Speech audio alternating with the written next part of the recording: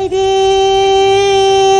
and Habibis, we are going to introduction to you rising star of South Asia. He is very well educated.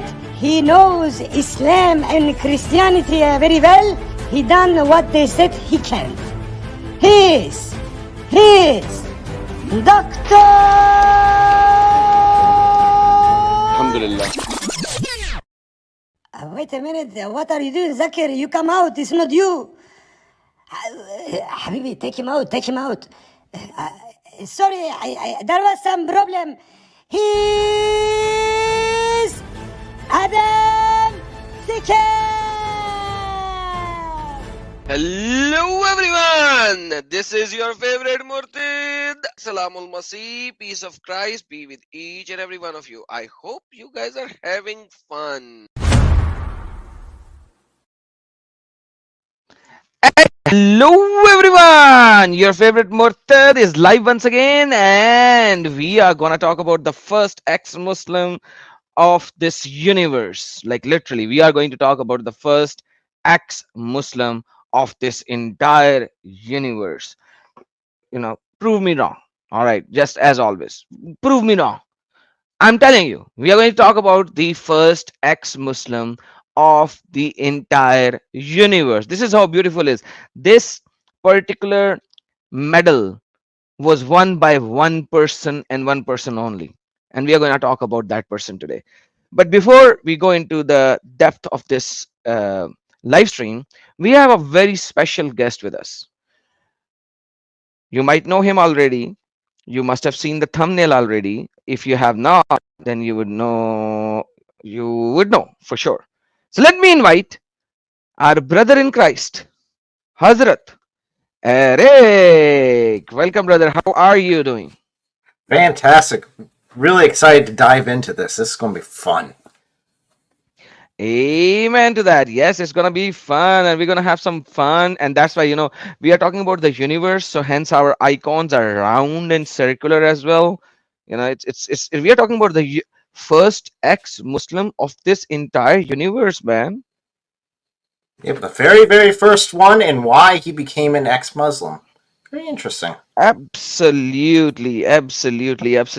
Like, one of the very basic question that, not question, one of the very basic refutation that the people give right now is, oh, the ex-Muslim started during COVID. Oh, the ex-Muslim movement, this whole thing started during COVID. These people had nothing else to do and they started doing that. No, my friend. Ex-Muslim or ex-Muslims coming out and saying something did not started during COVID. It started way back during the time of Muhammad, even before the conquest of Makkah. That's what we are going to talk about. One of the beautiful thing is, brother, that this is the guy that Muhammad said that if he is standing behind the curtain of the Kaaba, when you are inside the Kaaba, no blood has to be shed, like no ant should be killed, no fly should be killed, like nothing. But Muhammad was so angry on this guy. He said, even if this guy is standing behind the curtain of Kaaba, kill him right there. Yeah, the anger Muhammad shows against this guy really highlights a different aspect of Muhammad that a lot of Muslims don't put forth. And then again, Muhammad is the Rahmat al-Alameen, the mercy to the entire worlds. But once again, if we look at it, he wasn't mercy to the first ex-Muslim anyways.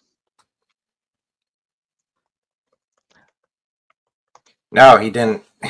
He ran out pretty quick with this guy.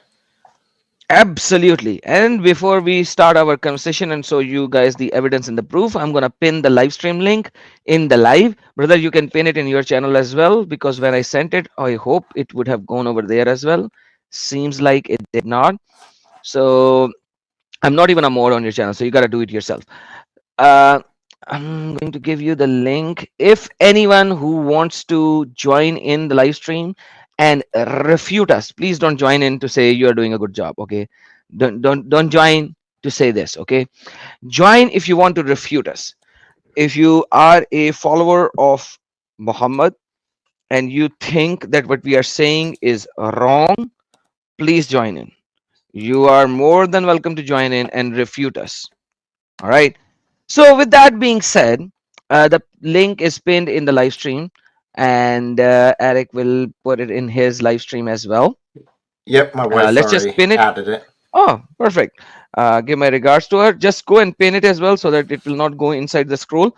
As you can see, there are quite a lot of people over here on my channel, and the chat is going in a scroll very fast. So, all right. So, guys, thank you so very much for being here. Let's start the show. So, there was a guy who was the Katibul Quran. Katibul Quran means he was the dictation writer of Muhammad. When Muhammad was speaking the Quran, like dictating the Quran, this guy would write it. What would you call it in English? The person who writes the dictation given by somebody, It'd what do be you a call it? scribe. Scribe. Perfect, perfect. Scribe. So this guy was the scribe of Muhammad. He was the Katibul Quran. He was writing the Quranic verses. Like this guy was honored so much that when Muhammad was saying something, he was writing it. So imagine the honor and the power this guy had. He could change whatever he thinks in Quran, and Muhammad won't even know, because most of the Muslim thinks and knows that Muhammad was illiterate. He could not read or write. So basically, this guy had the power to change the destiny of Islam. But you know what, brother? This guy, this guy remained towards the truth. When he realized that Muhammad is a liar and cannot be a prophet, this guy did not wait. He left Islam, and he was called the Awwal al Murtadeen. He was called the first of the Murtadeen, first of the ex-Muslims. Now, didn't he? He didn't just like up and leave immediately. He did test Muhammad, right? Because he would go to do his scribal duties, where he'd write down what Muhammad said, and he'd mix it up slightly, and then he'd read it back, and Muhammad would approve it. That's exactly what he said. Well, no, it's not. Ah, And he tested Muhammad, and it seemed that Muhammad was failing on this. miserably, not just little bit. Muhammad failed miserably, and this is the whole reality of it. That if the scribe knows that Muhammad is a liar, I don't know how these people cannot understand. You know, the Well, scribe of the Quran knows that Muhammad is a liar. yeah, so he's writing this stuff down, and basically he makes a statement at the end of Quran 23:14. Allah is the greatest of all creators, or along those lines. And then Muhammad's like, I like that, put it in. Okay, well, if you have really staked your eternity on this, and you believe full-heartedly that Muhammad is actually a prophet, if we're taking that perspective on him, then this would become shocking, because Muhammad's the only one that's supposed to be giving these revelations, and he's supposed to be the best of the people who understand the Quran, the best interpreter of the Quran. He's supposed to be the absolute pinnacle of the knowledge, so he should know it inside and out. And here he is giving his own testimony, and Muhammad's over there adding it into the Quran. Like, what's going on? He basically knows he's not getting revelations from Allah, but these are being passed off as revelations. Absolutely, absolutely. And you know, now you actually open the subject in detail. Let me give you certain things as well.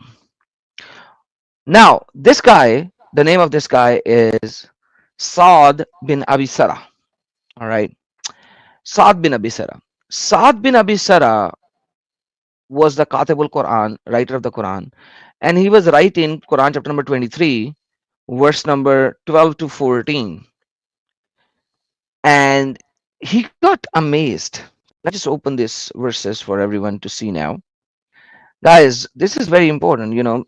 Ex-Muslim movement did not start from this century. It started from the time of Muhammad. It started from the time of Muhammad. So 23, I don't know where I am. 23. All right, now it will show.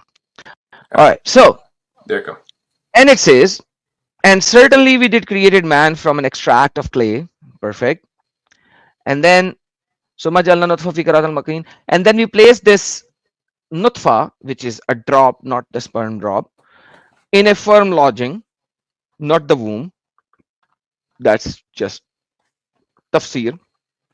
And then it says, and then we made this drop into clinging clot. By the way, every human is a zombie according to Quran, because in Quran human beings came out of blood clots. So clot always means dead blood. Blood will only make a clot when he is dead. So according to Quran, every single person who is born is a zombie, right? Because it is made out of clot. And by the way, brother Eric, what do you think? Why would Muhammad say clinging clot? Well, this goes all the way back to the Greeks philosophers who believed this. So Muhammad was a traveling merchant. He traveled around for a while. Obviously, he heard of this widely accepted theory of how a baby is developed, and a clinging clot is one of those steps which we do not see in any of the development. In fact, in the Hadith, it talks about it being like 40 days. That's a clinging clump, and then it goes into clot, and then it goes into a lump for 40 days. And we don't see that. We don't see 80 days before we start seeing a skeleton being built. So it's just not scientifically there. Although they do claim this is a scientific miracle. Exactly. But even the Greeks did not say clot. The Greek guy that you are mentioning here is Galen, which is 131 AD. He said bloodish. He never said clot.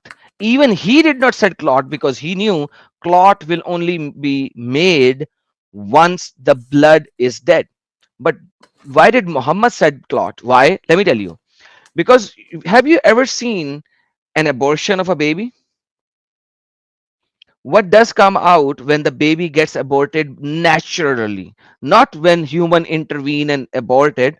When naturally, if a baby is dead in the first month or the second month or the third month, what comes out? Blood clot. Looks like a clump. Why? Yep. Because he is dead. So the natural abortion happens when the baby is already dead and it's aborted, and body throws this thing out, and because it has been dead in the body for some time, so a clot comes out. So everything in Quran, when you will look at it, you will see things that you can see from your naked eye, because Allah did not know anything of science. Hence it is the clinging clot, because the clot came out, so now it's not even clinging, but it is a blood clot that you can see from your naked eye, and hence it's a clot. By the way, when Galen talks about it, Galen talks about the second stage, which is called the fetus stage, and he said bloodish. He used the word bloodish. He never used clotish. He said bloodish. So imagine Muhammad was just looking at, maybe he would have seen some baby aborted, and he's like, oh, it's a clot, let me just use the clot in there. You know what I mean? It's just so unbelievable that people try to change the translation and say it's a clinging, it's not a clot, and all that kind of stuff. But in reality, this is how it is written. Now, just to be clear, this is not from Muhammad. This is not supposed to be from Muhammad's point of view. This is not from Muhammad's perspective. This is Allah, the person, the deity that created the world, according to Islam. That's his perspective on this. He's the one who's saying this is how a baby comes to be, and signing off on it. Absolutely. Considering you believe that this is from Allah. From that perspective, yeah. If you're Muslim, you believe this is from Allah, this was Allah's perspective on it. It makes no sense from a scientific standpoint if Allah is God of all the universe. Absolutely. And it says, and we made the clot into a lump. Okay. And we made the lump into bones. And then we covered the bones with flesh. Now, this is also very stupid. You know, the baby, when it gets the food from the mother, there is a cord. What is that cord called? The umbilical cord? Umbilical cord. So this cord, it can never be connected to a bone. It has to be connected to flesh because it's a cord. It has to be connected to flesh so that the food should be provided to the baby. And that is why you have a belly button. You know, the belly button is there. It's a hole which is closed now. When you are born after like third or fourth day or seventh day, it gets closed automatically because you no longer require the food from that cord, and you eat and you breathe from your nose. So that hole by itself, when you come out of the womb of your mother, the liquid thing, you come out of it, you start breathing, and this cord, the hole in the cord, closes by itself, which turns out to be a belly button.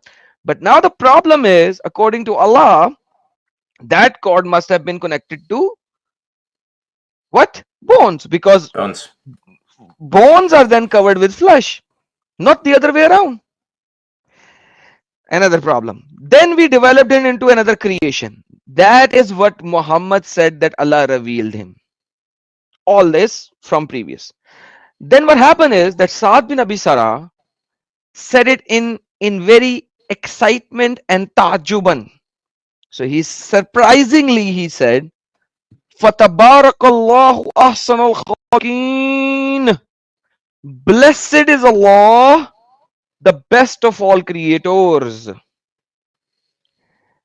Blessed is Allah, the best of all creators. Plural. When he said this, Muhammad said, write it is as is. And you know what happened? Let's see what happens. Let's go to Tibri and we will read. MashaAllah.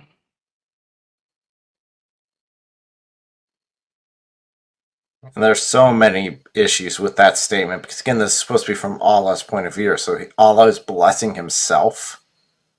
He's talking and Allah is not the only creator. Yeah, that would be the other massive issue. So Allah is saying that there are other creators, although isn't Allah supposed to be the only creator? So this is Tibri, one of the earliest tafsir writers of this world.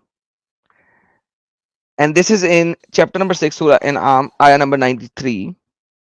And you'll say it's talking about the people who says wrongly lying that the verse is from Allah. Aw qala awhi ila, that we have received the revelation. Now check this out, what it says. That this was revealed for Abdullah bin Saad bin Abi Sarah. This was revealed for Abdullah bin Saad bin Abi Sarah. Let me zoom in one more time so it will be easy for people to read. And look what it says. Check this out. If we go down, it says, Ta'ala, Nazarat fi Abdullah bin Saad bin Abi Sarah, Aslam, Wakana yaktab bin Nabi sallallahu alayhi wasallam. This was revealed for Abdullah bin Saad bin Abi Sarah, who was a Muslim, who was the Katib of Nabi sallallahu alaihi wasallam, who was the Katib of Nabi, and iska aliman vagara vagara sector wakala in kana Muhammad yohi, if Muhammad has been given revelation, faqad awhi ilayha, then I have been given revelation. Why? Because he said fatabarakallahu ahsanul khaliqin, and Muhammad said write it as is. So he said, if Muhammad has received wahi, revelation, then I have revealed revelation like is. Wa in kana Allahu yuzalu faqad anzalat masalan wa ma anzalallah. then I have received the revelation just like Muhammad has received the revelation. So imagine if we read in Qurtubi, Tibri, we have read Tibri. Let's go to Qurtubi, and Qurtubi will actually explain it even further. Check this out. This is now, as you can see, this is Al Qurtubi. We just showed you Tibri. Now this is Qurtubi, and look what is going to happen here.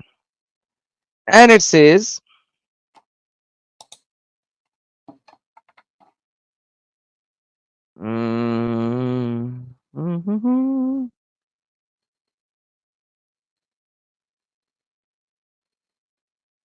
there you go. He said, Ajab Abdullah fi tafzil. Abdullah Saad bin Abisara, Abdullah, his full name is Abdullah bin Saad bin Abisara. So that's his full name. So Abdullah was very surprised by looking at the detailed explanation how Allah created the human being. And then Faqal, then he said, Tabarakallahu ahsanul khaliqeen. Blessed is Allah, the best of all creators. Faqal, Rasulullah. Then Rasulullah said, Anzalat alayya. This is how it was revealed. So write it, right? Look what happened. Fashak Abdullah.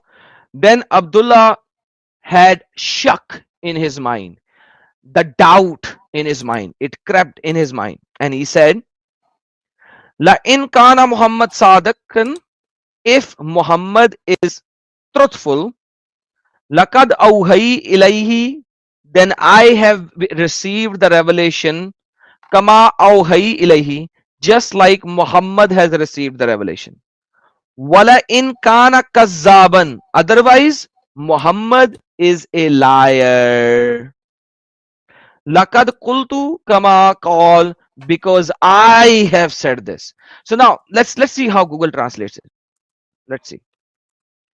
Translate into English. Let's see how Google translated.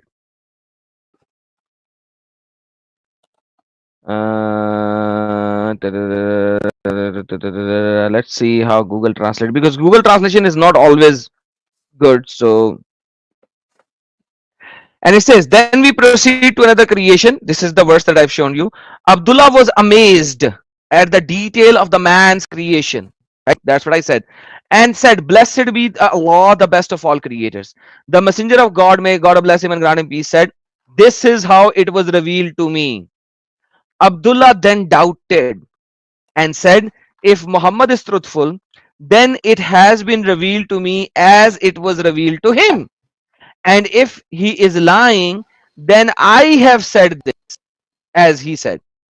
And he apostatized from Islam and joined the polytheist, the first ex-Muslim of Islam. Brother, what do you say? This is incredibly, and I think there is an English translation of some of this, at least similar in some way, and I shared in the private chat. But okay, this just a wrap for the audience, just to wrap your brain around this. I'll use parallel of Christianity. This would be similar to one of the apostles that walked with Jesus, all of a sudden saying, you know what? Jesus is a false teacher. This is all a bunch of hogwash. This is a bunch of garbage. In fact, I'm going to go to the Pharisees. I'm going to tell them this as a witness. That would be equivalent to what just happened here. This is huge, because this Muslim would have been the first generation of Muslims, according to Muhammad, the best generation of Muslims. On top of that, when he goes back and starts testing Muhammad, before he went ahead and turned and said, okay, I'm going to change up these verses just slightly, and just change the order of them, and Muhammad couldn't tell the difference, that would be definitely fulfilling Quran 2:23, where it's talking about bring a surah like this. And not even Muhammad could tell the difference.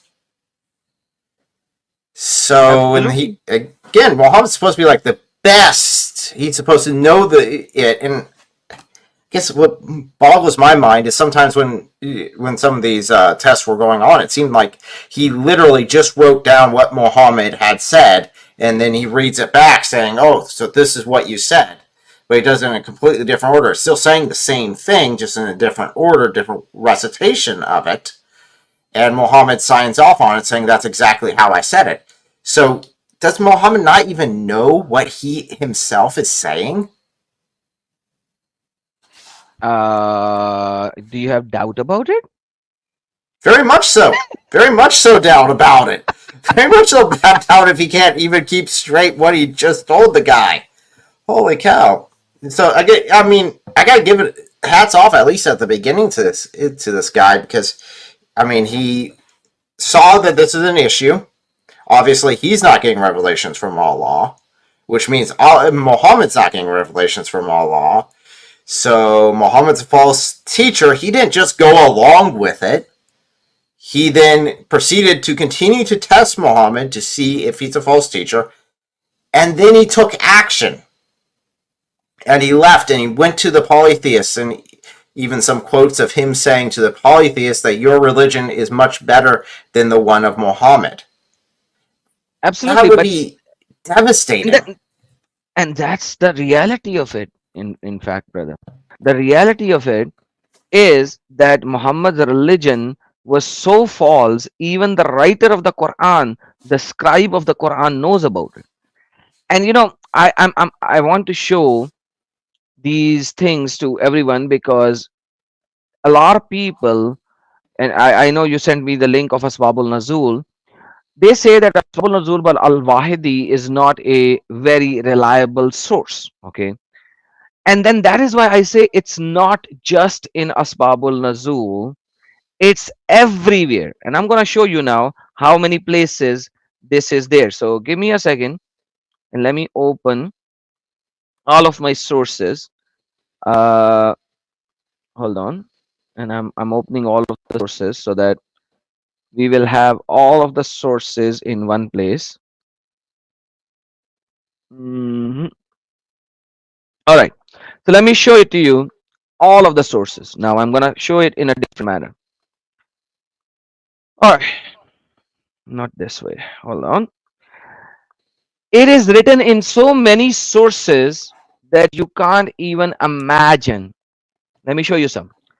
So the people, and thank you, brother, for sending me this as well. I know about this. Tafsir Asbabul Nuzul Al-Wahidi. Some Muslim claims that they don't believe in Asbabul Nuzul written by Al-Wahidi. And by the way, he says the same thing. And it says the Prophet dictated to him when he reached to this part of Quran number 23 verse number 12 to 4.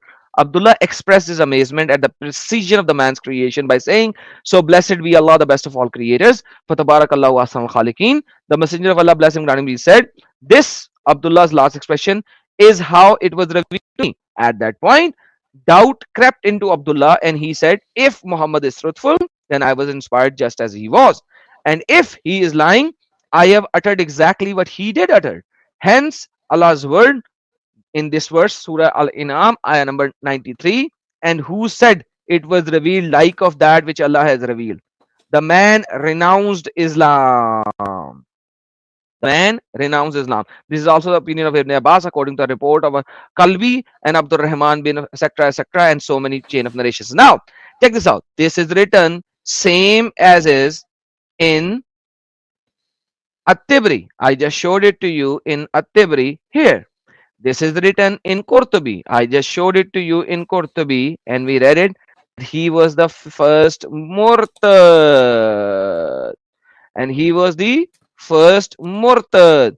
And then it is written here in Al-Baghwi, I think. Yeah, Al-Bayzawi. This is Tafsir Al-Bayzawi. And it says, تعجبا من تفصيل خلق الإنسان فقال عليه الصلاة والسلام أكتبها فكذلك نزلت. When Abdullah said, Fatabarakallahu ahsanul khaliqeen, by amazement on the detailed expression of the creation of human being, Faqala alayhi salatu wasalam, then Muhammad said, write it down just like that, because it was revealed to me like that. فشك عبد الله وقال إن كان محمد صادقا لقد أوهي كما أوهي ولا إن كان كذابا لقد قلت كما قال. And then the doubt crept into Abdullah's mind, and he said, if Muhammad is truthful, then I have received the revelation just like Muhammad has received it, because I said it. Otherwise, Muhammad is a liar. Liar. This is Al-Bayzawi. Then we go to this one is Al-Tibrsi. Al-Tibrsi is saying the same thing. Murad bin Abdullah bin Sa'ad bin Abi Sarah, and etc. etc. etc. Same thing. I don't have to read everything. Then we go down to Samarkandi, and if you read Samarkandi, it says same, that it was revealed for Abdullah bin Abi Sarah kana katib al-wahi, the one who writes the wahi, fakana nabi, for Muhammad sallallahu alaihi wasallam, iza umli alayhi samiyan yaktabu alayhi, etc. etc. etc. and so on and so forth. And he said the same thing, yuhi ilayhi faqad awhi ilayhi wa in kana yanzila ilayhi faqad anzala ilayhi. And then he became a mushrik. Same thing, just stated in some different words, but the same thing. And then we go to Mr. Al-Baghawi, and Al-Baghawi actually says the same thing. نزلت في عبد الله بن سعد بن ابي سرا وكان قد اسلمت, he accepted Islam, وكان يكتب النبي, he was the scribe of Muhammad, and then he said something, and this is when Muhammad was giving him the revelation of Surah Al-Mu'mineen, ayat number 12 to 14, وَلَقَدْ خَلَقْنَا الْإِنسَانَ مِنْ صَلَاةٍ مِنْ طِينٍ, and etc. etc. And Abdullah said, تَبَارَكَ اللَّهُ أَحْسَنُ الْخَالِقِينَ. فَقَالَ Muhammad, for Muhammad ne kaha, أَكْتَبَهَا فَكَذَلِكَ أَنزَلَتْ, write it down, this is how it was revealed. فَشَكَ Abdullah bin Sa'd bin Abi Sarah, and the doubt crept into Abdullah, and he said the same thing, La in kana Muhammad sadikan, if Muhammad is truthful, faqad awhayi ila ma awhayihi, فَأَرْتَدَتْ عَنْ الْإِسْلَامِ وَالْحَقِّ بِالْمُشْرِكِينَ, then he left Islam and joined the party of the Muslimin, and he was the first ex-Muslim, because obviously this would make somebody an ex-Muslim. Then we will read in Ibn al-Jawzi. Ibn al-Jawzi says the same thing, that this is Nazalta fi Abdullah bin Sa'ad bin Abi Sarah. It was revealed for Abdullah bin Sa'ad bin Abi Sarah. Ajab Abdullah bin Sa'ad faqal tabarakallahu ahsan al-khaliqeen, blessed is Allah, the best of all creators. Faqal Rasulullah sallallahu alaihi wasallam, write it down as it is, to his katib Quran. Fashak, and shak came into his mind, and he said the same thing, if Muhammad is truthful, then I have received the revelation just like he received it. Otherwise Muhammad is a liar, because I have said it before him. So what I'm saying is very simple, brothers and sisters. You cannot tell me that Asbabul Nazur by Al-Wahidi is da'if, and Tibri is da'if, and Qurtubi is da'if, and Al-Bayzawi is da'if, and At-Tibrsi is da'if, and Samarkandi is da'if, and also Al-Baghawi is da'if, and Ibn al-Jawzi is da'if. You know, and there are so many more. Just the tip of the iceberg. The only person who had 2 cents of a brain was Ibn Kasir. When Ibn Kasir was writing his tafsir, he omitted this part. He literally omitted this part. Why? Because he knew that if he will write that this verse is revealed because of Sa'd bin Abi Sarah, then people will doubt about Muhammad, because who will not? When this kind of stupid thing happened, and a person who is living with Muhammad, who is so trustworthy, because you just don't make a scribe to any Tom, Dick and Harry. You make a scribe when you know the person, you trust the person, and you have faith in that person. So hence you only make him a scribe when you have this kind of a, full-fledged trust on that person. Now with this full-fledged trust, this guy has left Islam. Why? Because he said that he's the one who first proclaimed this sentence. If the Katib Quran, if the scribe of Muhammad would leave Islam for this reason, because he knows that this was not a statement of Muhammad, hence it was not from Allah, yet it is still the part of the Quran, as we can see over here. Fatabarakallahu ahsan al khaliqeen. So blessed is Allah, the best of all creators.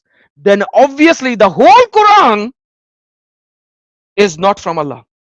It's from the wimps of Muhammad. And that is why he left Islam. Why are you still in Islam? Brother Eric, what would you say? Brother, you're speaking on mute. Brother, you're speaking on mute. Yeah, I do that occasionally. Just feel like being muted every now and then.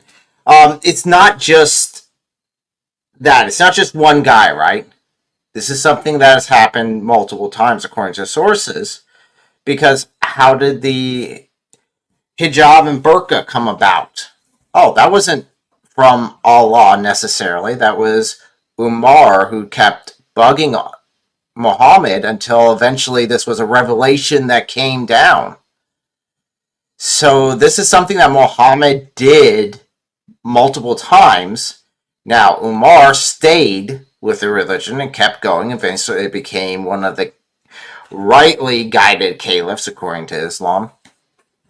So, but he added to the Quran.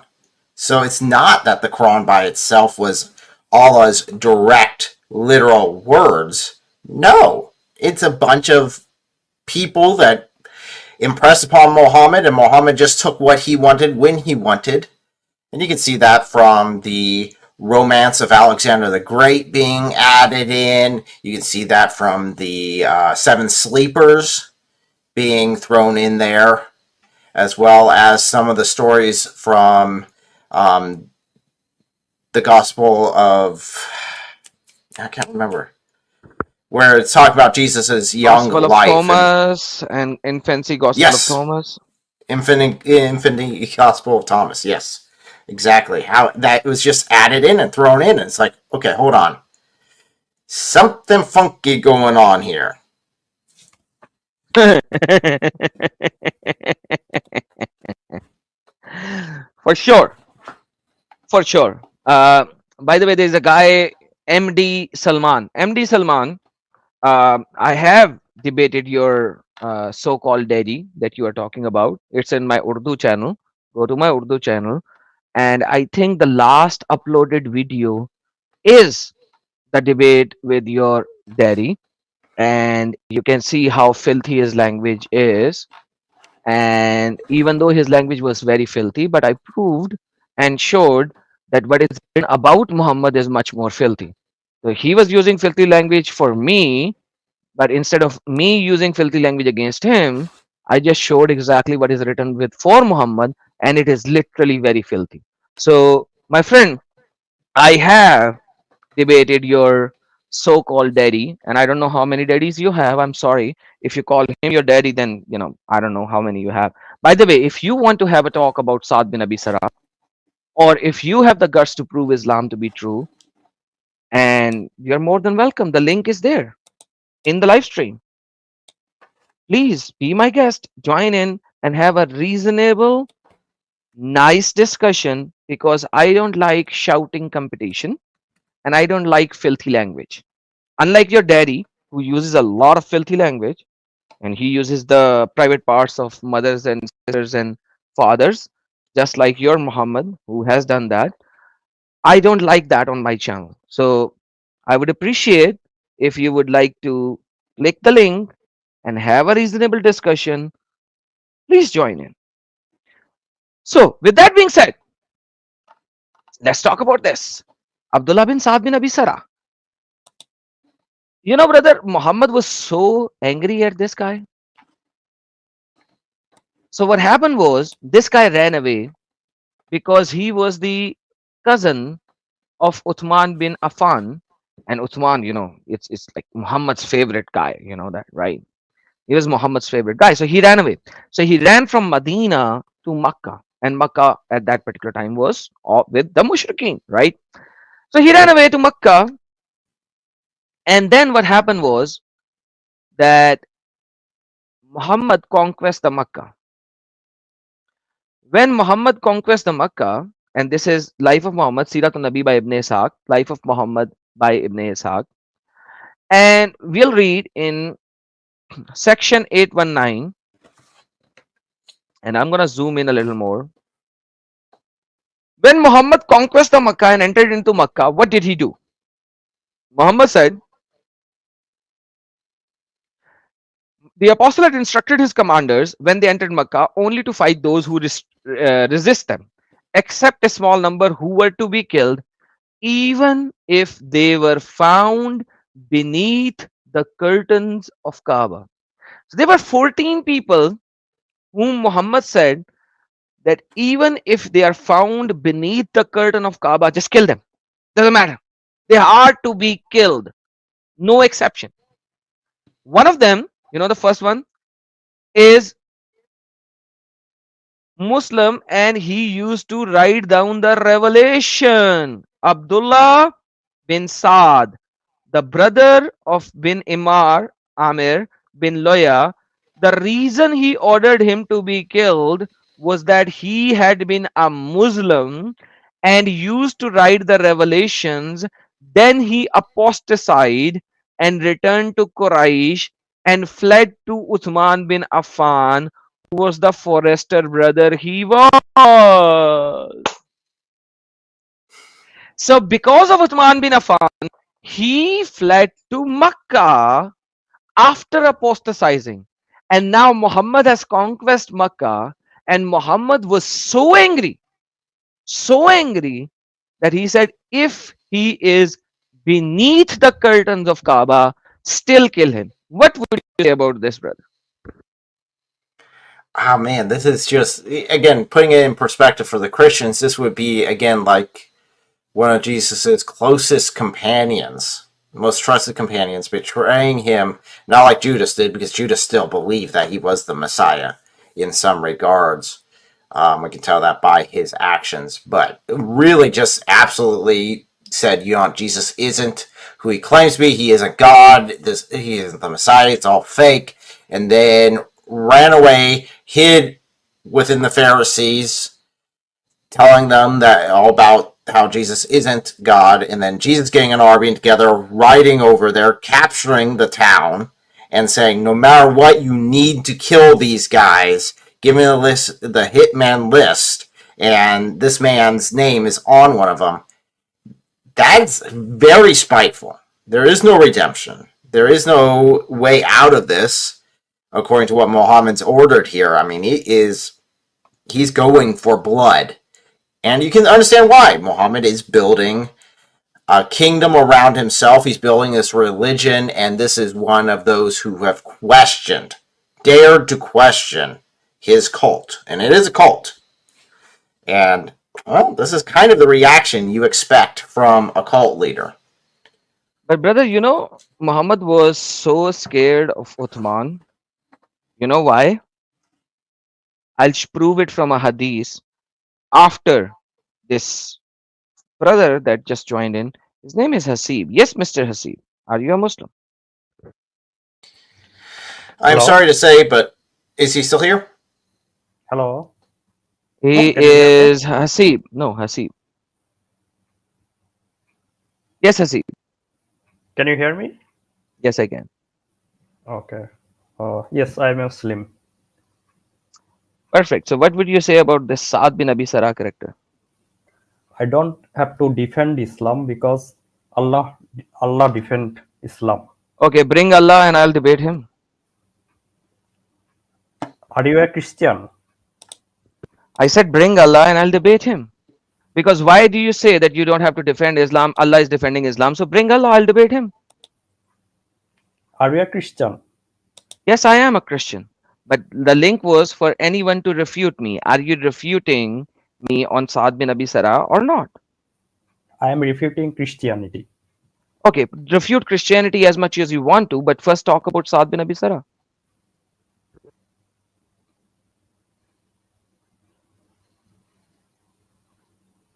So you converted to Christianity, right? Oh my goodness. Okay.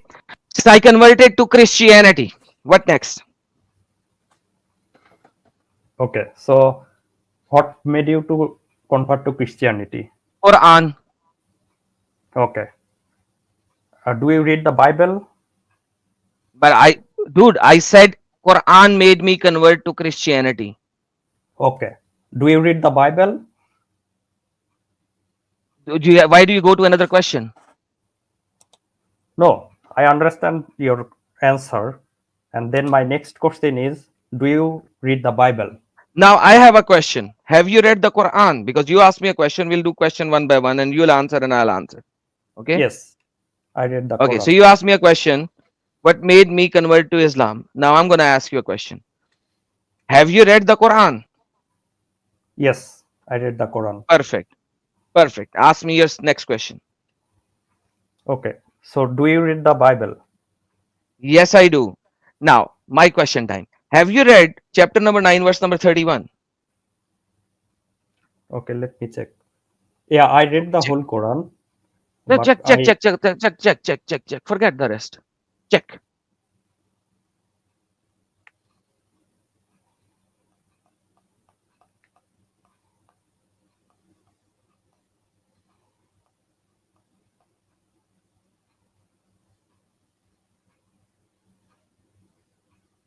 yes, I checked this. You check this? Does Yeah, it say that Jesus is Allah?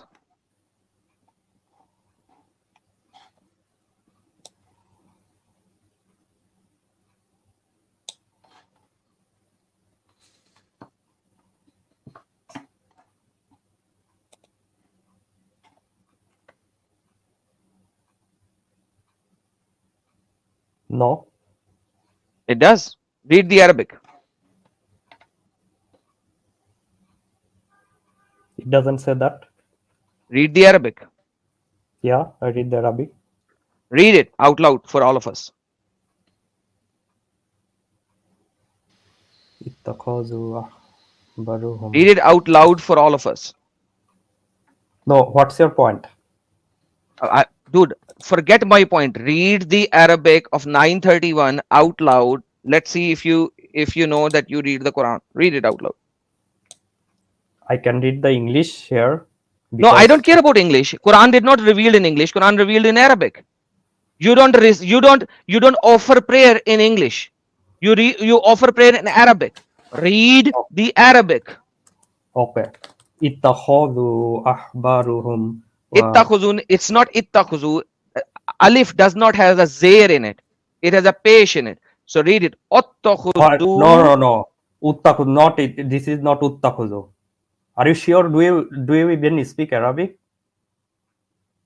All I right, mean, this is guys, check this this out. is Okay, this is read it. no, no, no, Okay, no, no, okay, no, no. right. Let Okay, me tell you one listen, thing. listen. This is Ittakhizu. This is not Uttakhudu. Okay, this is ittakhuzu. Okay, ittakhuzu. Yeah, Read. yeah, yeah.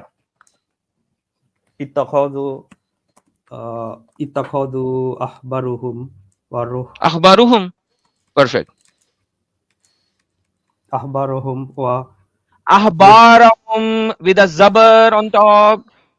yeah ahbarahum wa banahum ahbaban bam min dunillahi wal masihubna Masih ibn Maryam. Now, yeah masihubna attakhuzu maryam ahbarahum wa rahbanahum arbaba min dunillahi wal masih ibn Maryam. What does that mean? masihubna maryam I mean What does that mean? Attakhuzu. son of maryam. Yes. Oh my goodness. What does it means? Attakhuzu ahbarahum wa rahbanahum arbaba min dunillahi wal masih ibn Maryam. What does it means?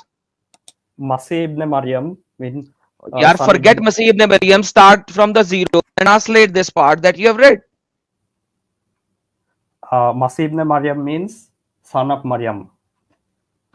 Okay, you have said that 3 times. I don't care.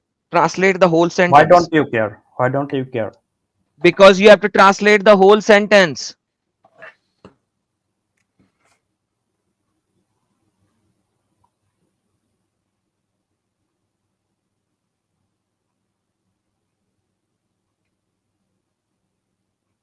I'm waiting. So you're saying Masih means Yeah, Allah? I'm not even saying Masih is Allah. Why are you kidding me? What happened to you? Do you mean Okay, forget what do that. you mean by Forget Masih? that. Forget that. Your IQ level is too low. Let me tell everyone, and you watch as well. Attahuzu, they have taken Ahbaran, their rabbis and their monks, Arbaban, as lords, as gods, Mindun, instead of Allah wa Masih ibn Maryam, instead of Allah and Masih ibn Maryam, instead of Allah and Masih, the son of Mary. So now tell me, why is your Allah saying that those people have taken their rabbis and their monks as lords, whereas they should have taken Allah and Masih ibn Maryam as Lord, as Rab? No, it says that they take uh, scholars and monks, lords beside Allah, and also Masih ibn Maryam beside Dude, Allah. listen. There is, yes. So this is what I'm saying. They have taken their rabbis and their monks as gods, as lords, Mindun, instead of Allah and Masih. When there is Allah and Masih aa jata hai, when there is Allah and Masih, these are two nouns. Instead of two nouns, Allah and Masih. Instead of two nouns, Allah and Masih. So they should have taken Allah and Masih as lords. Simple. No, it says that What do they you even also know? take they also take Masih ibn Maryam. What do you mean by as they also God. take? What, it doesn't say they also take. It does not say that. It's simple Arabic. Let's read Sahih International Translation. So They have take taken their scholars and their monks as lords beside Allah and the Messiah, son of Mary. Full stop. Beside yeah, Allah and Messiah. yeah. So they also take Messiah as Allah beside Allah. You silly, it doesn't say that. It says they have taken their scholars and their monks as lords beside Allah and Messiah, son of Mary. Allah and Messiah. It doesn't say they have taken Messiah as scholars as Lord. It doesn't say that. So they take Messiah as God, right? No, this doesn't say that. Yeah, this says that because it says that scholars and monks are Colossian lords mark. Where is beside Colossian Allah. mark? Where is Colossian mark in Arabic? Colossian mark. Can you show me Colossian mark in Arabic? Which Can you show mark? me Colossian mark in Arabic? Colossal mark? Whatever mark you were talking about, which I don't know what you're talking about. Monks. What mark you were talking about? Do you understand what it says? Yeah, I do understand what it They says. take Messiah as Lord beside Allah. No, it doesn't say that. Yeah, it says that. In your It is dreams, clear it to says me. that. Even In your even dreams, the it says child that. can understand it. In your dream, it says that. In your dream, in reality, it doesn't. In reality, it says they have taken their rabbis and their monks as lords instead of Allah and Masih ibn Maryam. Full stop.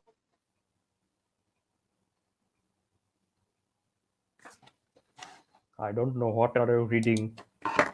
I'm reading which is in front of you. Are you making your own mind?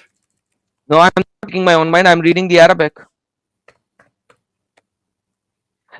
So, does Christians believe that Messiah is God? Yes, they believe that. Perfect. There you go. Allah says in Quran, Surah Ankabut, and Allah says, That Christian believe scholars and monks are God. I have no idea Colossian 1 count. What are you talking about? Just relax. Colossian mark. I don't know what Colossian mark is. And do not argue with the people of scriptures except in a way that is best, except for those who commit injustice among them, and say to them, we believe that which has been revealed to us and revealed to you, and our God and your God is one God. So Allah says in Quran to the Christians that your God and our God is one God. So by definition, you said to me already, Christian believe that Jesus is God. You said that and you agreed. It's live. So now Allah is saying that the Christians, They believe whatever God, their God and our God is same. What should I do? So what's the point of? I mean, Quran on and on said that Christians and Jews, they take they part they take other things beside Allah. So what's the point of this then? I just showed you there are two verses. One says that the God of Christians and the God of Muslims is same God. Number one. Secondly, I just showed you Allah is saying, why are you worshipping other gods beside Allah and Masih ibn Maryam? Yeah. So if I see any Jews, I will tell him, yeah, your God and our God is same, because Yahweh, they say it, and we also have Allah. Even those who are in Arab Jews, they also call God Allah, right? Yeah, so Allah has a son. Yeah, they are the same God. Yeah, Allah has a son. So you believe, so do you believe Allah having a son? No, Jews don't. So why Jews not? don't say they Allah has sons. No, Oh, Jews yes, say do that. they? They do. Not all of They do. them. Not All of them. It's in their No, Torah. no, Yeah. no, no.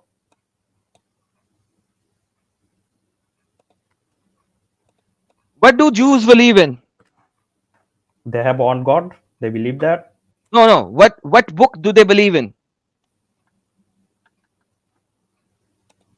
Jews believe in Tanakh, Torah. Torah. Thank you so very much. Let's go read Torah. But that is corrupted anyway. Okay. So now, guys, imagine this statement. They believe in Torah. Torah is corrupted. I said Jews believe that their God has a son. He said their God does not have a son. Now I said, let me show it to you from Torah that Allah of the Torah has son, and he said it's corrupted. Okay, now let me ask you a separate question then. Is Torah corrupted? Yeah, of course. You So, are 100% sure that Torah is corrupted. Original Torah that was revealed to Moses, Musa alayhi salam, that was pure. But what's the Bible, that Torah we have, the Jews they says, and the Christians they says, that is corrupted, of course. Perfect. 100%. Perfect. How do you know it's corrupted? I mean, the evidence are there. If you see in Deuteronomy last chapter. Forget Deuteronomy. How do you know it is corrupted? Okay, go to Deuteronomy last chapter right now. Forget that. How do you know it is corrupted? Why do I forget that? Because I'm saying that just open it and then you can see. Forget just opening it. And then you can okay, see. so let me understand. Let me understand. So Open you are it. telling me open it. something from relax Open and take it. a chill. Yeah. Hey, listen. You tell me to prove it and I'm proving it. Okay. Nobody here can command me to do something. I'm not your son. I'm not your Muslim stupid idiot that you can command me and I will do exactly what it is. You cannot just stand here and start barking about something. So when we are communicating, the respectful way of communicating is you listen to me, I listen to you. Don't get hyper excited and don't get this stupid notion that somehow I have to listen and obey exactly what you have to say right now. So stop being a stupid fool. I'm going to give you another chance to join me in, but relax and talk nicely so that we can have a nice talk. Last chance. Do you understand what I just said? Mr. Hasib, do you understand what I just said? Hello? Hello? Do you understand what I just said? Can you repeat again? So you weren't listening when I was speaking. No, I was just talking, but I didn't see you here. Okay, bye. All right, get lost. Yes, Eric, would you like to say something? Because we have no limit. We like that stupidity has no limit. By the way. Nope, I just have one thing to say and one thing only. That's about it. My guess, sir. Show it to me. I didn't see that. Show it to me one more time. Good. I haven't had the Quran paper yet, but I'll get to that eventually. All right. So we have somebody else as well.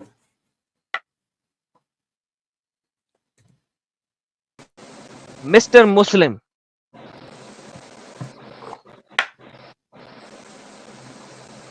Speak up. Me? Yes, I can hear you. Louder, please. As loud as I can go. My speaker not going up loud enough. But you can hear me, I think. You are breaking up. Something is not good on your side. Because you have not brought me on stage. I'm in the background You are. still. Yes. You are on stage. I don't show the pictures of people. You are on stage, otherwise your voice would not come. I know what I'm doing. I don't care. My face can be shown. I'm not scared. No, I am scared because I don't know when Why? Muslim comes in, they try to show their private parts on my live stream, and it happened multiple brother, times with me. I believe in Jesus. I love Jesus, man. Jesus is the only way. The only way, the only truth, the only life. I understand. So you are not a Muslim? No, I'm not. I don't practice any religion. They call me what I am. I'm not a Muslim. Okay. I'm not a Muslim. What's your name? My name is Christopher. You can see it in the background, right? You can see my name when you look me up. Why do you say that you Muslim call me Al Mahdi? Because I am what they need to understand and follow. I am the one that actually corrects the Quran the proper way. So I've tried to help you, but many times you don't like to listen to me. And I can give you help to, like, with the Quran, because I see sometimes what you do. So there's an ayat, like ayat 52, where it's talking about there's a book that is a guidance. My friend, listen to me very carefully. Have I asked you to help me in any way or form, sir? Well, when you no, you have not. But when you go and All you right, teach perfect. something improper, it's not right. Let me teach people improperly. You tell me about yourself, and if you want to have a discussion with me, I'm more than happy to have a discussion with you. But don't tell me you are here to help me. You are not here to help me. You are here to debate me. I said I can. I didn't say I was here to help you. Did you hear my words? No, I did not ask for help. So you are either here to debate me or correct me, because you cannot help me because I never asked you for any help. Okay. What do you want to debate about? I first want to know what you are. Are you a Christian or a Muslim? I don't follow. I told you earlier, he not pay attention. See, like he said, the other guy wouldn't. You not paid attention. I said I don't practice any religion. Did you hear me? Okay, so you just said that Jesus is the way and the truth and the light, and you do not follow Jesus then? Is Jesus a religion?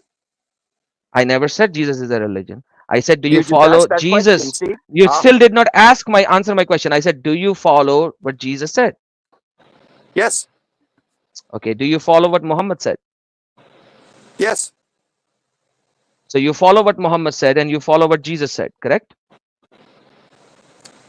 And let me ask you this: what Jesus said is don't that ask me. Don't ask me anything. So don't ask me anything. I'm asking you first so that I would understand. Don't assume that your question of your words that you're answering are exactly what I follow. So when you exactly, ask me, that's exactly why. That's exactly why.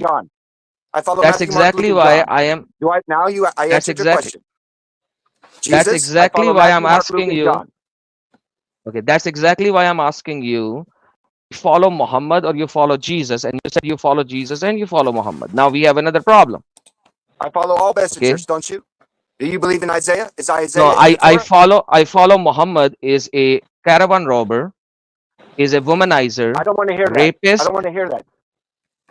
I need to say that. It's my channel. I can say what I want to say. Yeah, you can say whatever you want, but I don't need to hear it.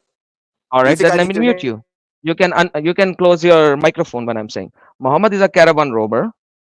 He is a liar. He is a pedophile. He is a child molester. He is a rapist. Your opinion. Not my opinion. Muslim's opinion, which is written in Islamic scriptures. No, it's not. That's exactly what I'm trying to get at. All right. Who wrote the Islamic scripture? Who wrote the Islamic scripture? Did Muhammad write it? Did Muhammad write it? Muhammad could not write anything. Exactly. So who wrote for him? All right. So how do you know the character of Muhammad? After he died, 100 years later, somebody else wrote about it? No, 350 years later. What they wrote is true? If you died today and I Okay, write a book so about you, do will you you be have a alive? revelation Tell me about if it's Muhammad? true or not. Yes, Do I you have a have great revelation? information. You He's have my revelation? grandfather. He's my He's your grandfather. grandfather. Ah, okay. Guys, do we have a psychiatrist ward that I need to send this idiot to? Let me ban him. All right, thank He you. Go to he psychiatrist ward. You need to be in a psychiatrist ward. Don't waste my time. he knows when Muhammad was born, right? No, he's claiming to be Mahdi. That's Mahdi is, you forget that. It's a long Yeah, story. I There are certain people in this world who are mentally retarded and they need a psychiatrist ward rather than being on the internet, especially on the YouTube. So that's why I just banned him. Like there's no point talking to this idiot. Like he thinks he's getting revelation and he knows what Muhammad said, and there's no point talking to this guy, brother. Sorry, Eric. I'm so sorry to interrupt no. You're this. fine. I get the same. I do call-ins as well, so I get the same sort of nonsense. I mean, when it comes down to it, he's going to try to sell his concept of what he thinks Muhammad said and what he thinks Muhammad taught. The issue with that is we only have his word as verification of it. I would say the same issue with the Hadith. In general, I still have issues with them being actually reliable, or the Quran itself for that matter. But he's discounting them, which I would find them more reliable than his own word. Definitely when he's referring to Muhammad being his father, his grandfather, I mean, he could he's trying to refer to him as an ancestor. Okay, that might be the case. But if you're actually saying that he's his grandfather, you need to learn when Muhammad lived. The problem with this is like an English version. We have an Indian Mahdi as well. So in India, there is a person who calls himself Mahdi, and he is the reincarnation of Mahdi as well. This is the English version of Mahdi. So when you accept Islam and go deep inside, you kind of get retarded, just like this guy is in in India as well. So I can foresee this.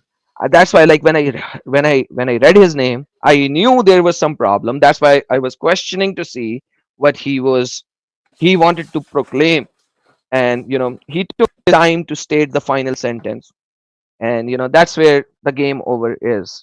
This is I like literally I would have enjoyed talking to him for another hour, and but that would have been a waste of time for everyone who are watching our live streams, Eric. But it's just no point in talking to this kind of a person. I'm sorry, guys.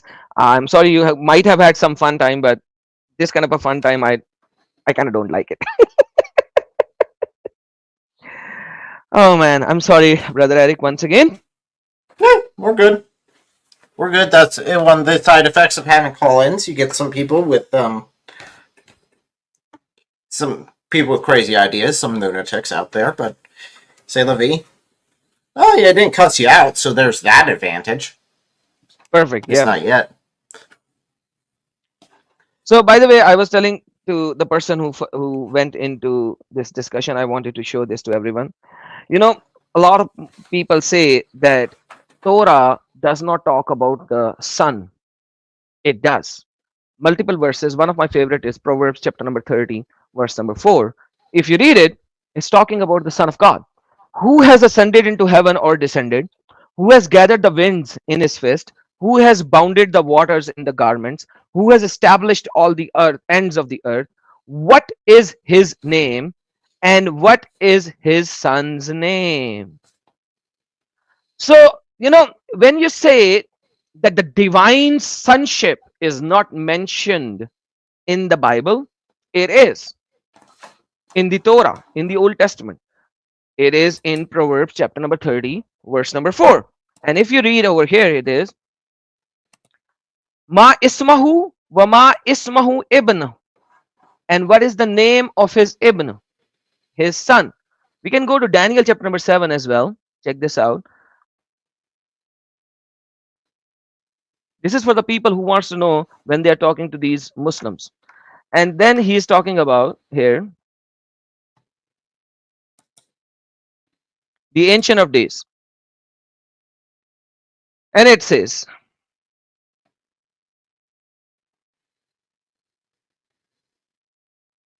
oh, what is it? Oh, is it in Daniel chapter 7, verse number 11? Ancient of Days, sit on my right side. That's how it should be. 7, Uh,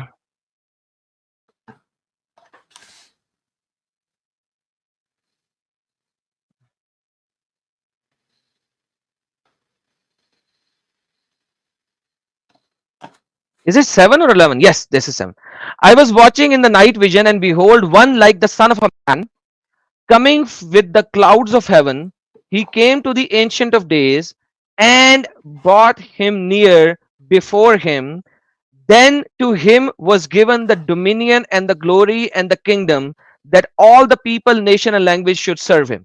Now imagine this is the Son of a Man. When we talk about this Son of a Man, if we go to Chabad, let me go to Chabad. Chabad Daniel, chapter number 7. Hold on. If we go to Chabad, even the Jewish interpreter did not call this Son of a Man as a normal Son of a Man, but he was called as, let's go to Rashi's commentary, verse number 13. He was called the King Messiah, the King of the world. That is the King Messiah. One like a man was coming, that is the King Messiah. So even the Jews who are still waiting for this Messiah to come, because they do not interpret the first coming and the second coming as two different comings, and they are still waiting for the King Messiah to come, they have this concept of King Messiah in their commentaries as well, as the Son of a Man is represented, even according to the Rashi's commentary, as the King Messiah who was sitting in the judgment and judging the nations. Full stop. He is the King Messiah. Now, with that being said, to this guy who came earlier, who did not have even a single IQ, I don't know why do they come if they don't want to have a nice discussion. They just want to go left, right, and center and want to order people, but that's what it is. But anyhow, this is the reality of it. Now let's go further into our actual discussion, brother. Where did we finish our discussion before these people came in? That's a real good question. I think we got to where he went to Mecca, he hid.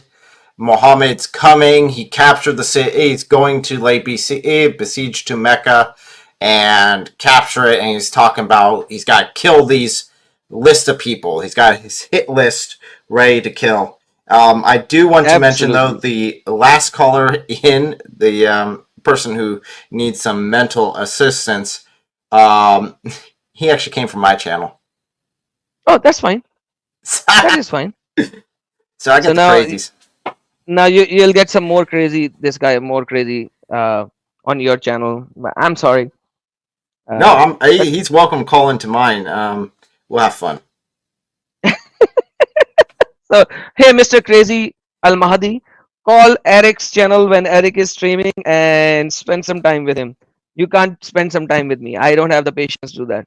I think we'll be going over why Rebecca is okay when Aisha is not. So you could have fun with that one. You seem to not like your statement about his grandfather, according to him. And this is so silly. He's a clown, basically. But anyhow, coming back to our subject.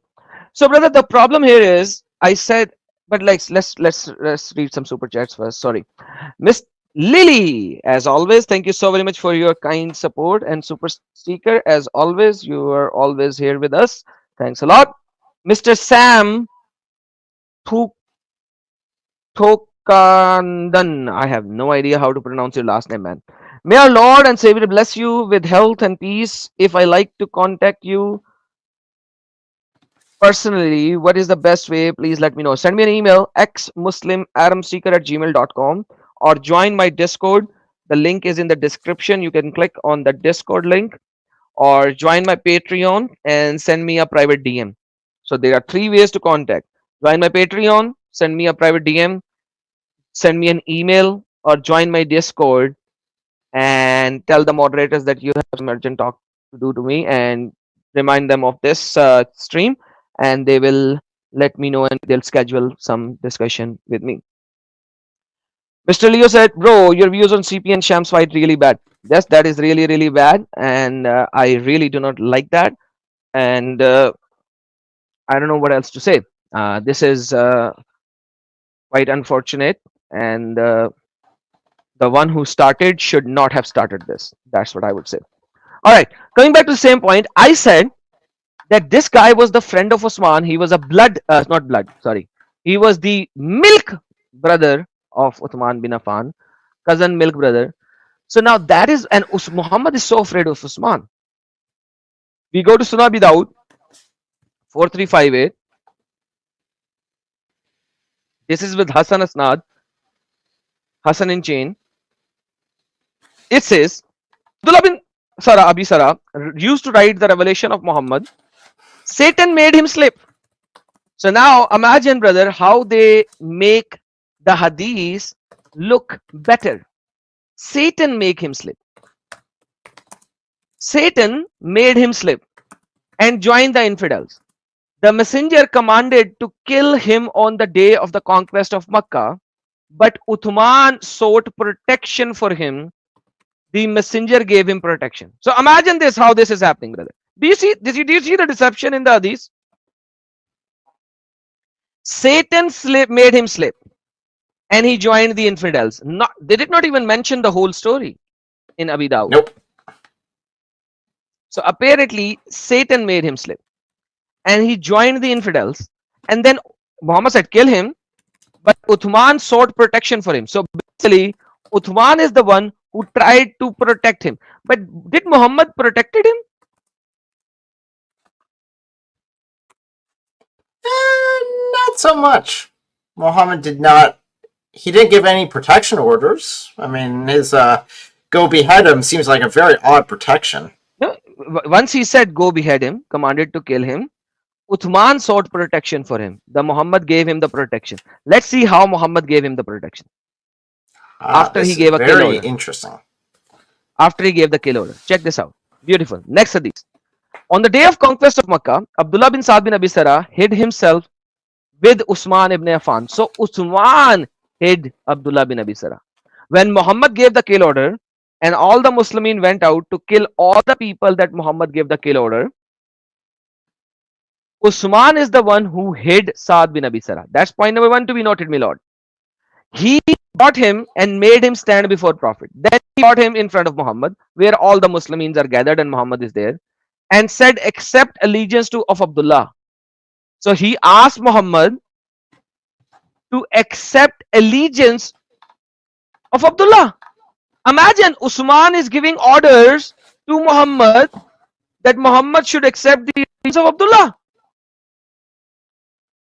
What did Muhammad do? Muhammad raised his head, looked at him 3 times, refusing each time. So he said no at least 3 times. Muhammad did not want it to accept the allegiance. But you know, when it comes to Usman, Muhammad is so scared of Usman. Why? Check this out. But he accepted his allegiance after the 3rd time. Why?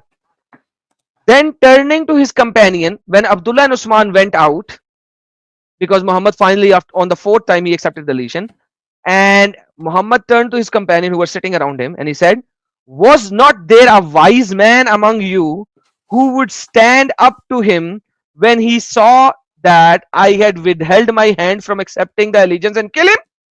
Muhammad shouted at his own companions,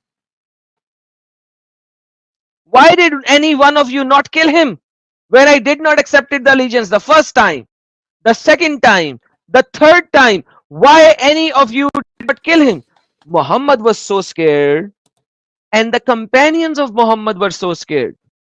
All of them were so scared of Usman ibn Affan that nobody killed his blood brother. What did the companion said, Eric? Companion said, we did not know what you had in your heart, Messenger of Allah. Why did you not give us a signal with your eye? Hey Muhammad, if you really wanted to kill him, why did you not give us a signal? Hey, kill him. And Muhammad could not do that in front of Usman. And Muhammad said, it is not advisable for Prophet to play deceptive tricks with the eyes. No, because Uthman would have noticed, and you don't want to tick off Uthman And sorry, this just reveals so much of Muhammad's flawed character right here. First of all, he's an absolute coward. He's not even willing. Well, first of all, he's vengeful as all get out because he wants this guy dead. He wants him dead so badly that he's willing to kill him, but he doesn't want. But he's still scared of Uthman.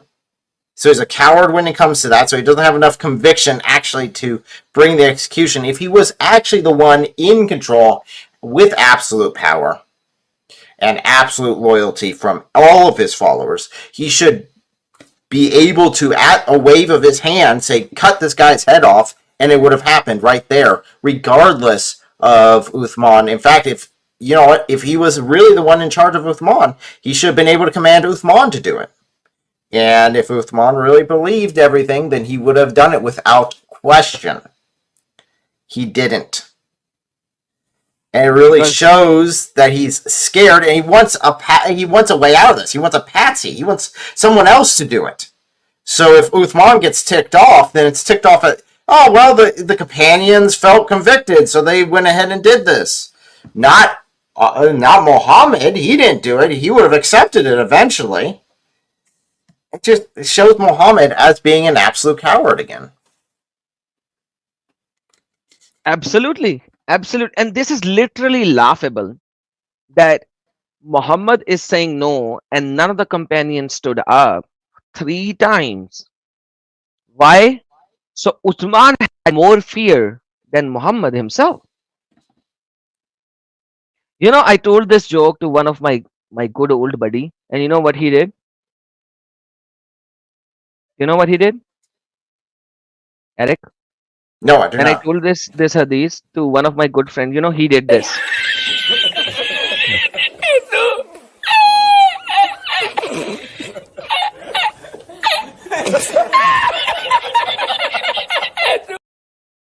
I think that's the best reaction you can expect out of this. That's the only logical reaction out of this. It's like, seriously, this is your best moral example? Someone with such weak convictions that they don't even want to... They believe, according to what they have revealed, that if Muhammad actually believes what he's revealing, then yes, he believes that this man deserves death. But he's too weak to actually make the conviction and actually do it himself? Really? Really? How's that the best moral example? Absolutely. I fully agree. Then this guy told one of the Indian friend of mine about this joke, and this is what he did.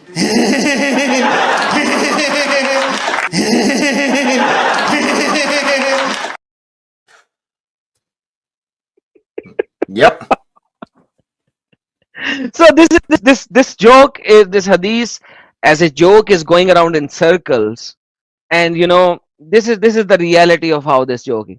That then this joke was given to a Muslim, and the Muslim did this.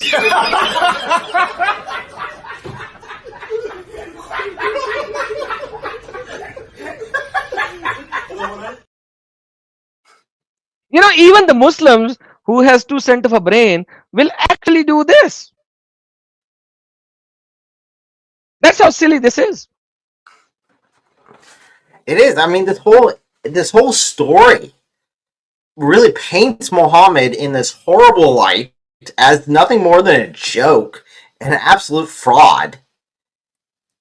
And yet, Absolutely. they still pass him off as an actual prophet. I mean, this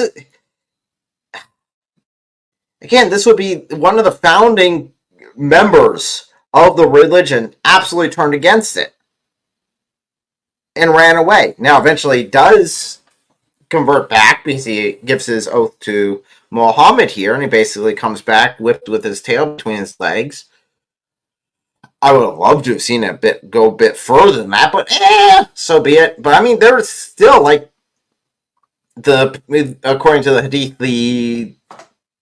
the people who came in, they had upset stomach, and Muhammad told them to go drink the camel urine. And they went and drank the camel urine and milk, and ended up killing the person who was taking care of the camels and taking the camels and leaving. they Mhm. left Islam too. So it's not like we're not dealing with just like one apostate here. We're talking lots of them. Absolutely, there are so many of them, without a doubt. And it's just unbelievable how people do not realize that this is one of the biggest issue in Islam, that the murtad of Islam or ex-Muslim from Islam started at the time of Muhammad by looking at what Muhammad is doing and saying from the core of the Quran. Like, it's not from Hadith, it's in the core of Quran, that the statements of the Quran are spoken by somebody else, and you say, give me an ayah, produce an ayah like Quran. This guy is the one who is producing the ayah like Quran, and they are in the Quran right now as we speak.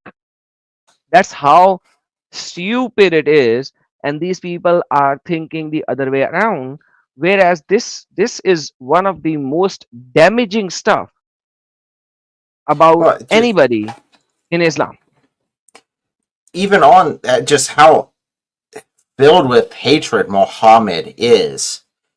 I mean, if you even I think it was Quran 693 was the revelation he got about this guy, about how bad he is and how he's just fabricating lies, and don't listen to him because he's so totally lying about me. You know, there's no one lower than the people that make up lies about me. Absolutely. Oh. Let's go back to our last conversation on the scientific miracles, how skin deep they are, and once you actually start looking into these things, they just fall apart. There's no substance. And in the same way, in the story, there's just no substance to Muhammad. He just falls apart. Absolutely, absolutely. And the beautiful part is that this is written inside the Islamic scriptures. It's just like, you would say, like, this so-called idiot who comes in and he says that he believes in Jesus, but he said, so should I believe in Luke, John, Mark, and Matthew? Okay, if you don't believe in the writings of Luke, John, Mark, and Matthew, how do you know about the Son of God, Jesus, Yeshua? How do you know that? How do you know that Yeshua, Jesus, is the Son of God? You can't believe in Jesus, the Son of God, unless you have the writings written by people at that time who were the eyewitness living with Jesus at that particular time. Same is the case when you look at the Islamic scriptures. What do you see? You see the hadith written by the Muslimin with the chain of narration, even though it is very stupid, and the Quran, which is supposedly the word of Allah. And when we look at the Quran and the hadith, which are supposedly the word of Allah and the word of Muhammad, you see all of these problems from the core of it. And this, like this guy whom I threw out earlier, who claimed to be following Muhammad and who claimed to be following Jesus, yet he does not believe in Bible, nor does he believe in the Quran or Hadith. Now, my question to all of these kind of idiots, because there are so many idiots like that, and I'm sorry to use the word idiot here because someone told me that idiot in English is not a good word to use. But once again, for me, it's the only word that I have in my dictionary to use for these kind of people. Like, if you have to follow somebody who you believe in, then you have to know what he did or said, because you are not living in his time. You are living now. So you have to follow a book which describes the person of that particular time, written about the person of that particular time by the people who were living at that particular time. There is no other way. Otherwise, you shouldn't be following anybody. You should not be following anybody. And you know, people sometime in the live chat on my channel sometimes, like, you should give him more time. Why should I give him more time when the conversation will not have any essence or the moral of the story at the end of the day? So that's why I didn't give him time. And the only thing that I can say is that that guy is nothing more than a stupid and an idiot, and may he get mental help by somebody. Otherwise, I hope he does not do suicide soon. So I just pray. I will just pray for him that he won't do some really mentally retarded thing like he is saying stuff over here. So Well, I think the only thing he could fall back on, and I've heard this from other individuals that have mental issues similar to what he has, that he's the one getting revelations and he understands it because he really sees what's happening.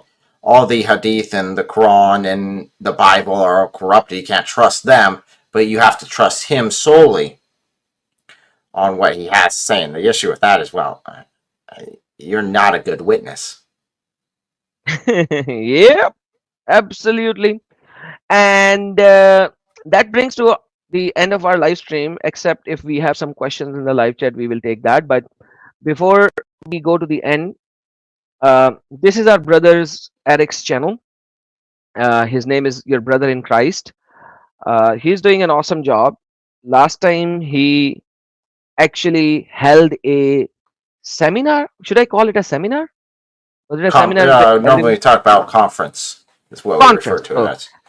He held a conference where David Wood, Apostate Prophet, Osama Dekdok, and so many Anthony Rogers, and so many people joined him physically when he held this conference in US, and everybody went there, and they had and Hatun Tash also visited from UK, and they had a marvelous time over there. And he's doing a good job, and he's holding conferences almost every year. This is the second year you did that, right?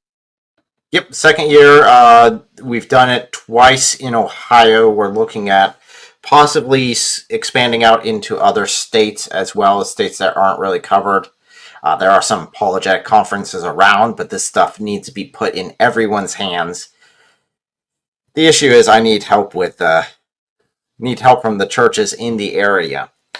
So I'd like to do it as many places as possible, but we'll see what the Lord opens up. But yeah, we had a bunch of speakers. I think we had 12 speakers, myself included in that list.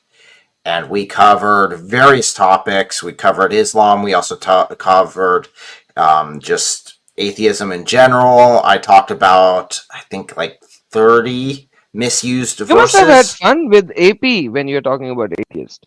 Oh, AP yeah, was we there had as well. I saw that. So you had discussion with AP on that as well? we had Where is that? Yeah, there is it. Yeah. I don't So think you it's had on my AP. channel yet. It's not on my. So We had- upload it on your channel. I don't know where it is. So upload it on the channel as well, because you had one of the stream that I was watching, like all like 12 or 13 of the people sitting on the stage, and there was AP over there, Apostate Oh. Prophet, and there was like everyone was there, like Anthony Rogers, Osama Dekdog, David Wood, and like I don't even know some of the names over there, but like you guys were having fun over there. I wish I could be there. Yeah, that was the open panel that we do. That was actually streamed to my wife's channel, El Iso Elohim. And yeah, me the so we link have of the our open. channel. Yeah, we had an open panel. We let anyone ask whatever they wanted to ask, and we just had, just fun with it. Just rolled with it. And yeah, AP joined in. We've done that again last year and this year, and both times it was a lot of fun with him. We also did some other videos that we were able to record during that time frame because we have everyone together. So we also mashed together all the video concepts that we get throughout the year. Some of them have been released. There's still some that we're waiting for them to be able to be released. And you know what? There's even in this conference, we had the opportunity to even have the audience participate in a video with AP and David. So it was a lot of fun with them. So guys, just if you want to know about these conferences, subscribe to his channel. He will put it up over there in community post. And next time, brother, you should, I don't know which channel I was watching. Somebody sent me the link and so on and so forth. So, but yeah, so your wife's channel probably. So anyhow, subscribe to his channel if you want to know about these things. He holds annual seminars, where conferences, not seminars, where a lot of people joins in and everything. And he's doing an awesome, marvelous job over there. So his channel is here in the live chat as well. So this is uh, brother Eric. The channel name is Your Brother in Christ. So guys, thank you so very much. Anybody has a question, they can tag my name at the rate Adam Seeker and send it, and I will answer it. And in the meantime, I have, I think, 2 more super chats. Let me just take that in the meantime. Amb ka pata chal gaya hai ne send us a super sticker. Thank you so very much. Fark Joel, as always, sent us a super sticker. Thank you so very much. Appreciate it. Thanks a lot. And Black Mamba said, "Where is Francis Boulay?" Yeah, Francis Boulay is a little busy, preoccupied in certain real life issues. I had a conversation with him on Discord. He will join as soon as he resolves some of his real life issues. I do not have the permission from him to express what his issues are, but they are very valid issues. That's why on Mondays you are not seeing ex-Muslim Francis Bullis in my channel. But if you go to his channel, he is still posting community posts here and there, and he's not currently doing any live stream on his channel because he is going through a rough time in his life. So just remember him in your prayers as well, that may the Lord fix all of his real life problems so that he could come back strong again. So Absolutely. that's I miss him. He's always so much fun. oh yes, that's every Monday 6:30 Eastern, every Thursday 6:30 East 6:30 Pacific, every Monday 6:30 Eastern, and that's how we do it. So guys, thank you so very much for being here. I don't see any more question in the live chat from the audience. Seems like you don't have any. So with that being said, thank you so very much for being here. Remember, ex-Muslim did not start it from now. It did not start it in 2019. It did not start it in the last 10 years. It did not start it in the last 20 years. Every time an ex-Muslim came in, he was killed. You will see ex-Muslims right after the death of Muhammad. The first fight, the first battles in plural after the death of Muhammad were against apostasy. They are called Harbur Rida, the battles against Artad. Rid means rejection of Islam from with the ex-Muslims. When Muhammad died, a lot of people who accepted Islam because of the fear of the sword of Muhammad, they left Islam right and center. So the first caliph, who is the father of Aisha, Abu Bakr, did not do any expansion of the Islamic Empire. The only thing that he did for 1.5 years was to have fight against ex-Muslim communities who went out, left Islam, and he wanted to bring them either back to Islam or kill them. Full stop. Those battles are called Harbur Rida.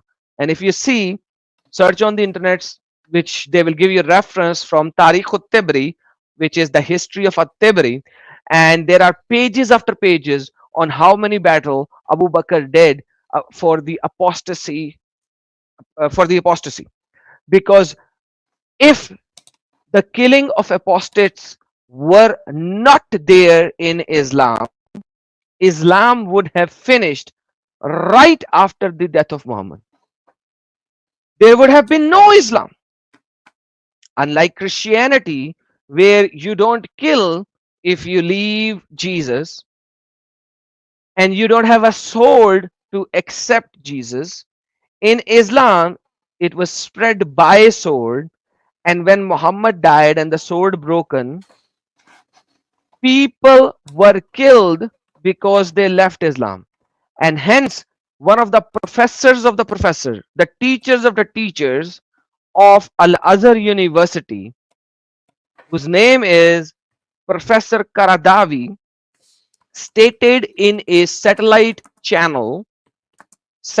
Egyptian channel, that if punishment of apostasy, which is to kill, was not there, Islam would have been finished right after the death of Muhammad.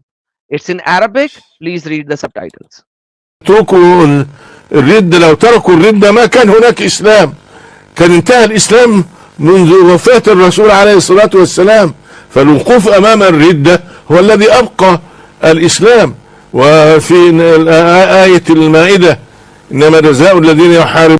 So basically, he said something very important.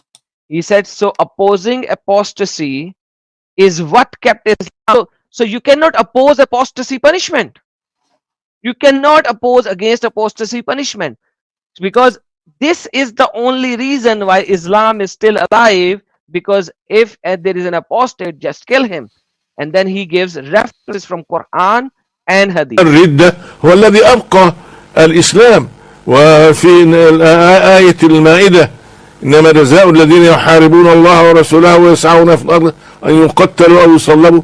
جاء عن أبي قلابة وغيره من التابعين إن هذه جاءت في المرتدين، وجاءت أحاديث كثيرة، مش حديث واحد ولا اثنين ولا ثلاثة، أحاديث كثيرة عن عدد من الصحابة يعني في أن يقتل المرتد. حديث ابن عباس من بدل دينه فاقتلوه. حديث ابن مسعود لا يحل امرئ إلا بإحدى ثلاث: السيب الزاني والنفس بالنفس، النفس بالنفس، والتارك لدينه المفارق للجماعة. وحديث أبي موسى الأشعري ومعاذ ابن جبل وأبي هريرة وعدد من الصحابة في مسألة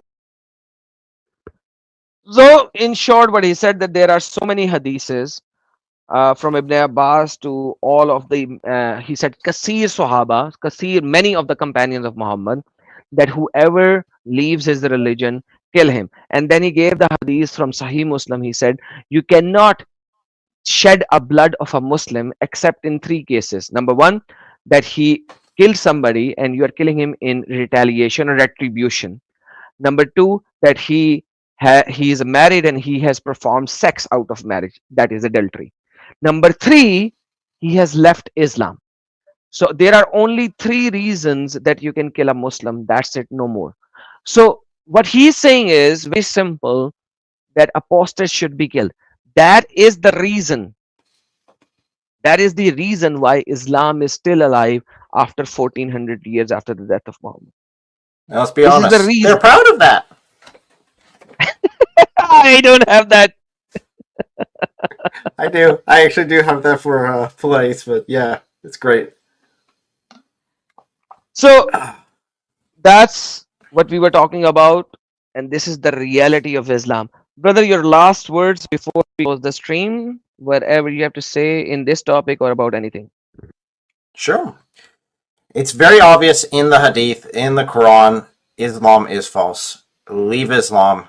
Come to the truth. Come to the one who loves you enough to lay down everything just for the opportunity to have that relationship with you. Come and know Jesus Christ and be saved so we can enter into the kingdom of heaven as brothers and sisters in Christ.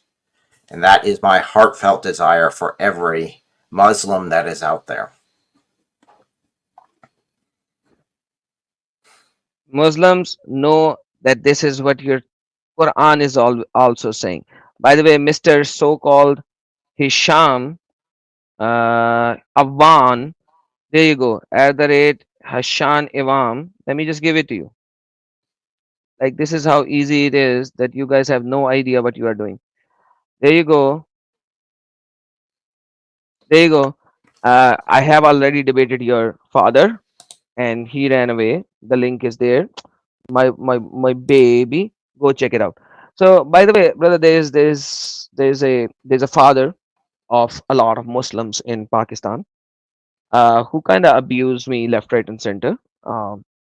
Many always, like, that's all of his streams. All of his streams is about abusing me and my family and my parents and my sister and everyone with the explicit words. So finally he found some guts. Okay, he found some guts and he called. And that's obviously, if a filthy mouth will call, what will he do? He will start saying filthy stuff. And instead of me saying filthy stuff about him, I started talking about the filthy stuff of Muhammad from the Quran and the Hadith, and that's the debate. That's the end of it. And then he ran away. But his children, which are so many, around what 5,000-6,000 children that he has, they keep on coming on different channel. They came to your channel, they came to my channel, debated this guy, and it's like it's already there in my Urdu channel. Go watch it, enjoy it. The link is there. Watch and enjoy. Have fun. Well, I mean, your strategy for that comes straight out of the Islamic sources, after all, because they say don't insult non-believers because we might insult Muhammad. So there you go. Don't insult us, or we might show you things that you might not like. Absolutely, that's the reality of it. So with that being said, thank you so very much, everyone. Have a blessed day, evening, or night, wherever you are. And remember, Yeshua Akbarul Azim. God bless you all.